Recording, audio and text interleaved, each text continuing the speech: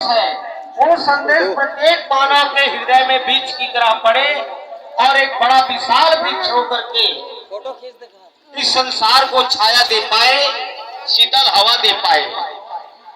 तो पेड़ शीतल हवा हमको कब देती है? जब पेड़ में हरे पत्ते होते हैं तब। यदि पेड़ में पत्ता ना हो, डगाल सूख जाए, उसके बाद उस पेड़ से हम कल्पना करेंगे कि ये पेड़ मुझे हवा देगा, फल देगा, तो हमारा कल्पना बेकार होगा।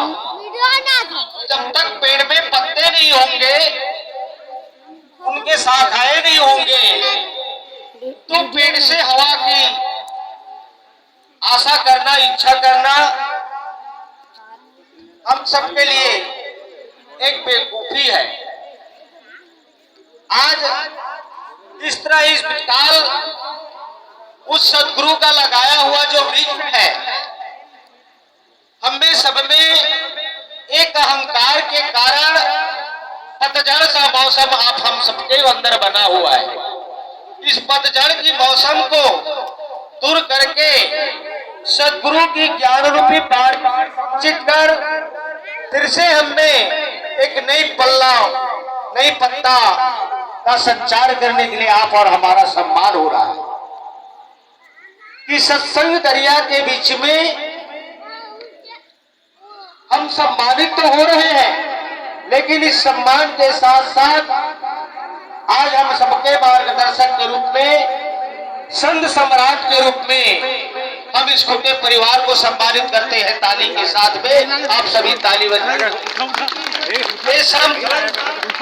हम सबका जो सम्मान कर पाए वही सम्राट होता है, राजा होता है।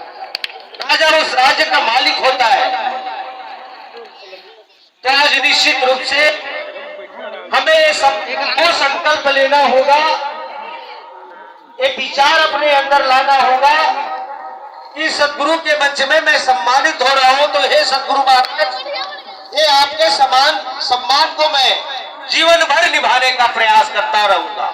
और हमारा ये संकल्प होना चाहिए, क्योंकि सदगुरु के बताए हुए मार्ग पर यदि हम चलना स्वीकार कर लेते हैं तो हमारा सम्मान स्थायी हो जाएगा। और इस सम्मान हम सबके जीवन में एक परिवर्तन होगा, एक बदलाव होगी।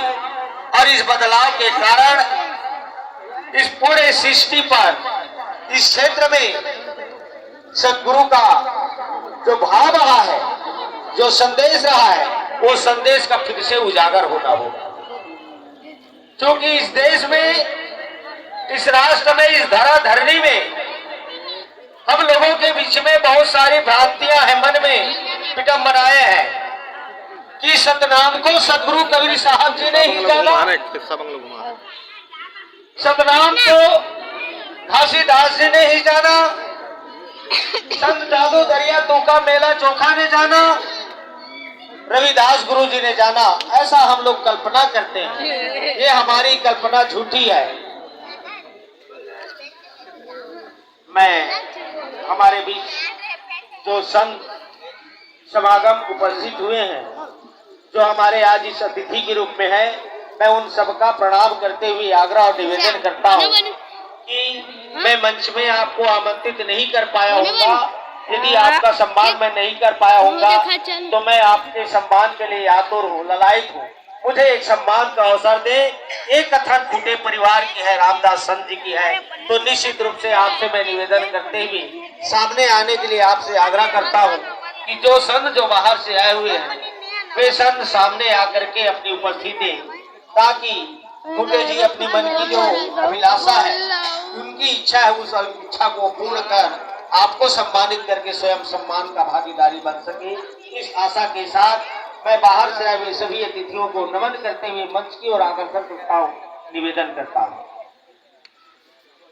भूल चुक से यदि छूट भी गए होंगे तो उससे भी मैं क्षमा चाहते हुए सामने खड़े होने के लिए मैं निवेदन करता हूँ कि आप सामने आ जाते तो आपका सम्मान करके मैं अपने आप को धन्य समझता, ये मेरी मंशा है। तो निश्चित रूप से संत की जो इच्छाएं होती है, उन इच्छाओं को हमको पूरा करने में सहयोग देना चाहिए।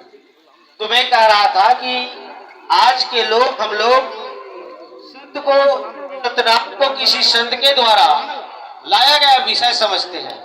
ये हमारी मन की भ्रांति है।